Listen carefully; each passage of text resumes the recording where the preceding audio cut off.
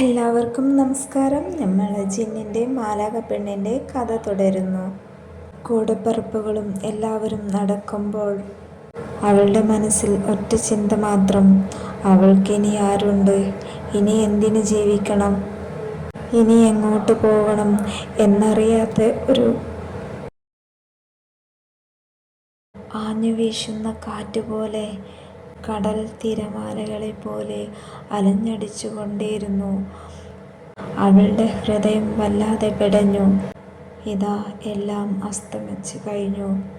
ഇനി എനിക്ക് ഒന്നും നഷ്ടപ്പെടാനില്ല. എല്ലാം നഷ്ടപ്പെട്ടു. നമ്മുടെ കഥാനായകൻ ജിന്ന് പറഞ്ഞു, നീ ഞാനുള്ളപ്പോൾ എന്തിനു വിഷമിക്കണം?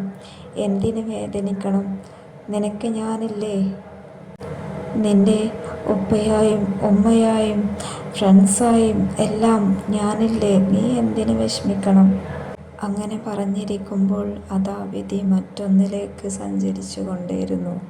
അവൾ പഠിച്ചുകൊണ്ടേയിരുന്ന സ്കൂളിൽ നിന്ന് 2 സിസ്റ്റർമാർ വന്നു.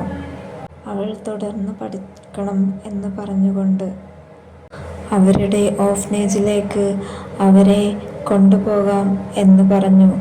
അവൾക്ക് അത് കേട്ടപ്പോൾ ഓഫ്നേജെങ്കിൽ ഓഫ്നേജ്, അതിലേ പോവാലോ, ഇവിടുന്ന് രക്ഷപ്പെടാലോ എന്നൊറ്റ ചിന്തയായി അവൾക്ക്. പക്ഷേ ജിന്നിൻ വല്ലാതെ വേദനിച്ചു. ജിന്നിൻ്റെ മനസ്സ്. ഇനി അവളെ എങ്ങനെ കാണും? ഇനി അവളെ എങ്ങനെ സംസാരിക്കും അവളോട് എന്നുള്ളതൊക്കെ ആയി. അവളുടെ കുഞ്ഞു ഹൃദയം വല്ലാതെ നൊന്തു. 2 പേരും പിരിയേണ്ടി വന്നു.